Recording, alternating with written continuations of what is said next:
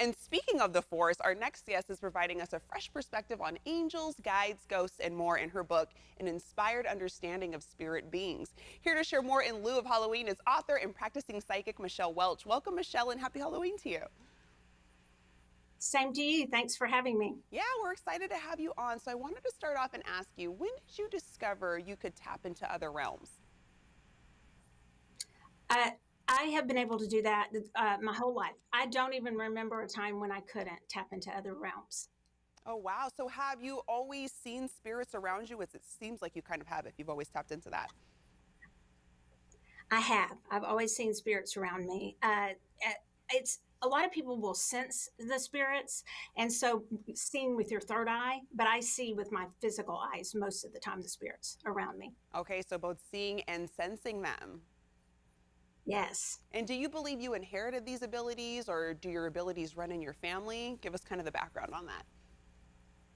I think I do have some knowledge that it may run in my family, but really, I didn't have any assistance with any of this. I didn't, there was no guidebook for me. I just was born with it, and I'm not sure if it runs in my family or not. It would have been helpful to have somebody to guide me through some of the psychic knowingness that I have. Yeah, and I gotta ask, I mean, do you see aliens? And if so, do you think they walk amongst us? I do. So I'm not this big conspiracy Yeah. theorist or anything like that, but I do believe in, and even quantum physicists now are believing in parallel universes, multiverses. So we're not alone. And I do think some of us may be hybrids of aliens and here on Earth. Oh, and what are some ways to what are some ways to identify angels if we think we've seen those? So if you think traditionally the way things come to us is the way we are conditioned to believe. So for many angels will look just like the wings and very pretty flowy gowns, but actually they're androgynous.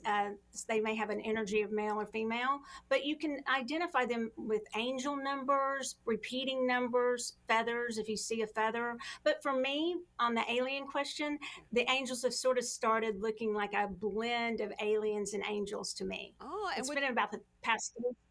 yeah, and would you say, okay, so like aliens and maybe even angels, would they look, I know you mentioned seeing angel numbers or seeing a feather, but do you think they look like us amongst us, or how would you explain that? I do think some do. I have had a situation several times. I was just talking about it yesterday where somebody's face will just flash for a second. It's Mm. almost like shape shifting for 1 second, and I will see their true form. So it's very much the angels, and the four most populated religions of numbers of people all agree that they're angels. That is something they all agree on. They may do different things, these angels, within different religions or practices, but that's something almost everybody can agree upon. Yeah, and some people might say their loved ones have turned into angels. So could you share about a practice for people to do with their loved ones while living so they can connect better when one passes? This is the favorite practice for my book. I love it. You sit down with your loved ones and you go through where would we meet if one of us was going to pass. A lot of people think it's cemetery. It doesn't have to be.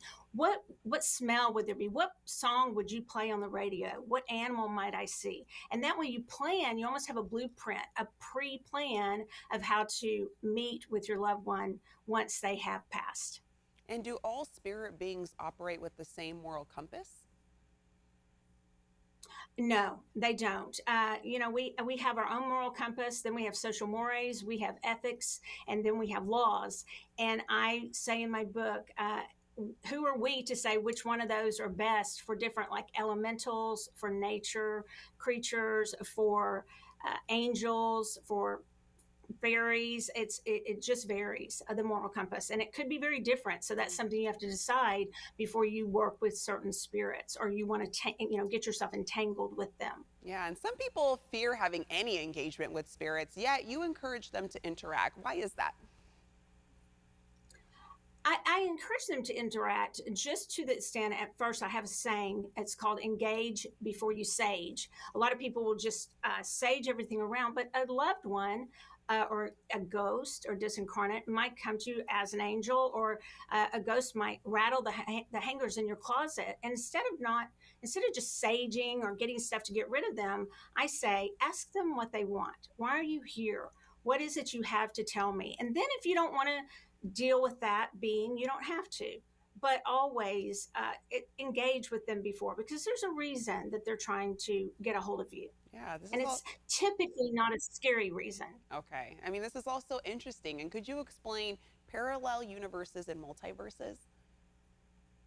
Absolutely. So parallel universe is almost like a situation that's going on exactly at the same time. Like right now, I might be out on the lake house, at the lake house on my boat in another universe. You might be on sitting in this chair, and I might be doing your job, which that would be great. We can exchange in that parallel universe. But multiverses are just that there's so much more. There's so many other universes that quantum physicists and quantum mechanics are starting to discover. The cool thing is metaphysics is coming very close to quantum physics. So two used to be fringe kind of beliefs, are now coming together and believing in many of these things. And could you tell our viewers a little bit about your book, what they can gather from reading Spirits Unveiled? Yes. So I think the most important thing is that you can get in touch with the different spirits. You don't have to see them, but they're all around us. And I see them. So I assure you they are all around us. And most of the time, we can learn from them, or they have a message for us. And there might be some scary ones. And if that's true, then you don't have to deal with them. But the most important thing from my book is, and I love this section on loved ones, even if it's your animal companion.